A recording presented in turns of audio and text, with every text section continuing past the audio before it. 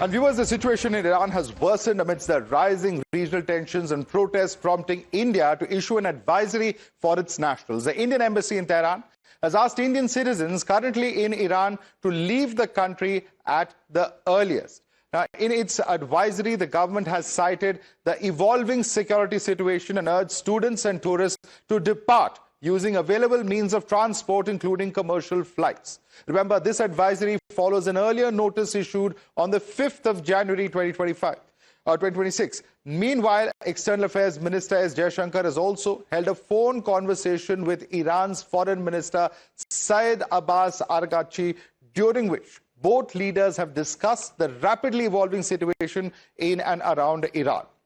S. Jaishankar has shared details of the call in a brief post on social media platform X. The diplomatic outreach comes at a time when Iran is witnessing widespread anti-government protests and a tightening security crackdown. Now, these tensions, of course, between US and Iran appear to be escalating, while India is watching these developments in West Asia with growing concern. Any conflict in the region could have far-reaching consequences for New Delhi, from the safety of millions of Indians working and living there to India's critical energy security. With heavy dependence on West Asian oil and the risk of regional instability triggering inflationary pressures at home, the stakes for India could not be higher. News is, of course, the state of Qatar confirming reports of military evacuations from the Al Udeid U.S. airbase, stating that measures have been taken in response to current regional tensions. Remember, this is also happening in the wake of Iran threatening to attack U.S. bases in case of any military intervention on part of the United States. More breaking news coming in. Multiple reports suggesting that U.S. is withdrawing personnel from the Middle East bases after a senior Iranian official has said and warned neighbors that it would hit American bases if Washington strikes. There's another breaking news coming in at this point of time. The United States has just frozen the visa processing process for about 75 countries, including Somalia, Russia, and Iran. There's also Pakistan that features in this list among 75 nations for whom visa processing has been put on hold by the U.S.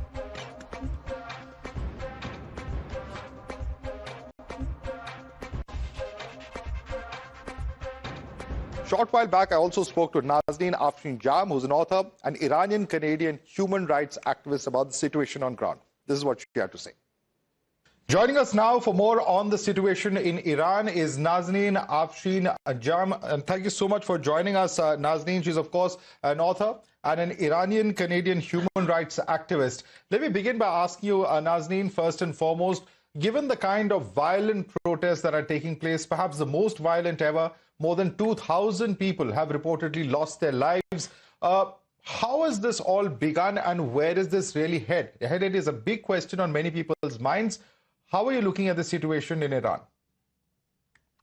Well, thank you for having me. The spark started off as economic misery, inflation, and these kinds of economic reasons, but it expanded quickly to just the miseries of the people, the 47 years of repression that people have been feeling, the human rights abuses, the suffocation from pollution to water shortages to electricity shortages. Iranian people have reached rock bottom and they want a full change of regime. There's no talk of reform. There is only talk of a complete change and the establishment of a free, secular, democratic Iran. Right. Also, in fact, as far as the entire communications blackout is concerned, is being viewed as far more serious in terms of anything that has been seen before. And many believe that the restrictions may last beyond the current wave of protests. What is the exact situation in Iran? You must have been in touch with people there. What are you hearing? Yes, there is a blackout, an internet blackout that the regime has imposed on the people because they want to hide their crimes against humanity. We'd seen it in past protests. They had cut off the internet for several days and killed 1,500 people within days. This time it's at another level. During the Woman Life Freedom protests, which happened in 2022, the UN called for an emergency session and asked for a fact-finding mission. In that report, they found that Iran had committed crimes against humanity. And this is at an exponential scale. People are being gunned down by military-grade weapons. And the estimates right now, I've been speaking to different human rights organizations, they're claiming that it is over 20,000 people now that have been massacred. It has crossed the line and is really being looked at as a modern-day massacre. All right. And amongst those who's perhaps trying to throw their hat into the ring, if there's a post-Khamenei regime that materializes, is Raza Pahlavi, the son of the erstwhile Shah of Iran. Now, that Shah of Iran was no Democrat either. He was also believed to be an autocrat, and he also led a repressive regime. There were abductions, custodial killings, massive human rights violations. What's the guarantee, in your view, that his son will prove to be a desirable alternative? I know Reza Pahlavi personally, the Crown Prince of Iran, and he is a true Democrat. He's a very kind man, compassionate, believes in democracy. And if you look at his 46 years of interviews, he claims that he only wants to see a free, secular, democratic Iran, and it will be the will of the people that will decide, first of all, the kind of government they want, and in free and fair elections, the Iranian people will decide for themselves what parties or heads of state they want. He says that in this time, he's only acting as a transitional leader. However, for there to be a sustainable, peaceful, democratic change, I believe the best scenario would be for him to join forces with a coalition of representative individuals that represent different segments of the Iranian population for the transition, and then during free and fair elections, the Iranian people can decide. Right, because Reza Pahlavi is also openly calling on protesters to treat state media, communications infrastructure, regime institutions as quote-unquote legitimate targets. He's also urged security forces to defect. Do you support this kind of an escalation, even if it risks turning mass protests into an armed confrontation and harsher repression perhaps by the Khamenei forces? You have to understand that right now, the people of Iran are defenseless. They have no weapons in their hands. They are just using their bare hands and using people power to share what they demand, which is a free, secular, democratic Iran. And they, as I said, they're being massacred.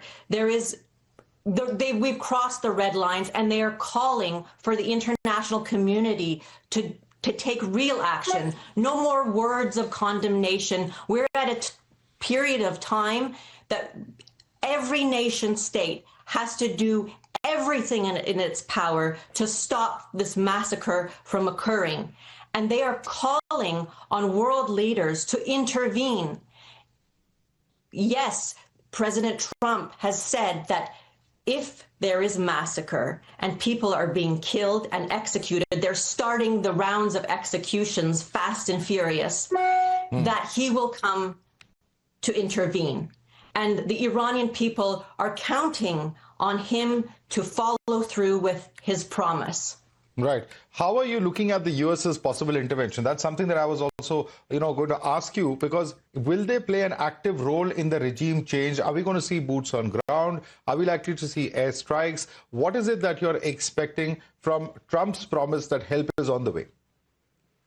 Well, we have certainly crossed the threshold that would enable the responsibility to protect doctrine, calling for some kind of intervention. Now, there's avenues that go militarily and there's non-military routes. The European countries can do so much more to stop the bloodshed from happening with their trade relations. They could cut trade relations, they could send humanitarian aid, but as far as an intervention, whatever happens, it needs to be targeted, surgical, taking out the Supreme Leader, Ali Khamenei, the IRGC command forces, anything that will cripple those that have been oppressing the people for the last 46 years. Right. But what is the guarantee that if there is a US-backed regime that comes after this, that will be a democratic regime, that would also be a regime that does not have these kind of autocratic tendencies in your view?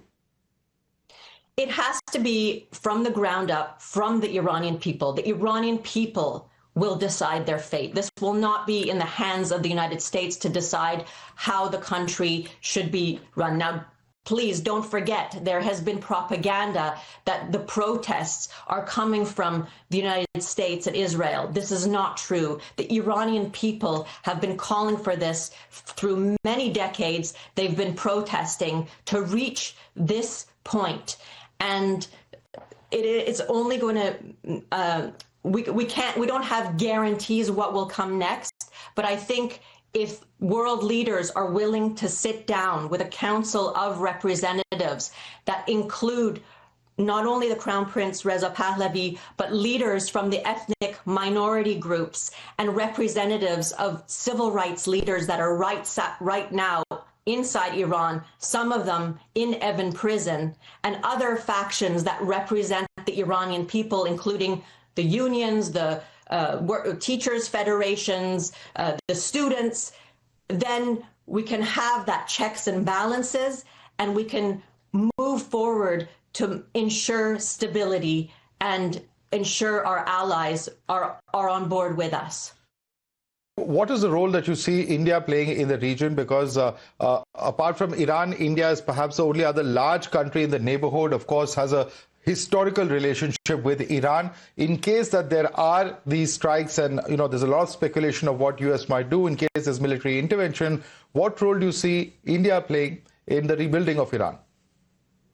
We plead with India to side with the freedom-loving people of Iran, and I hope they ally with Western liberal democracies, other Western liberal democracies who champion human rights and freedom. And we hope that India would commit humanitarian aid in the coming days, because the kind of atrocities that we are currently seeing on the ground, we will need medicine, medical help, food, and even we're reaching water shortage levels. So we count on our friends and allies to be with us at our hour of need.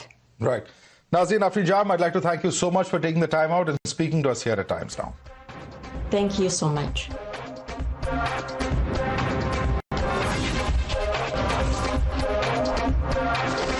The News Hour at 10 will be right back after the break.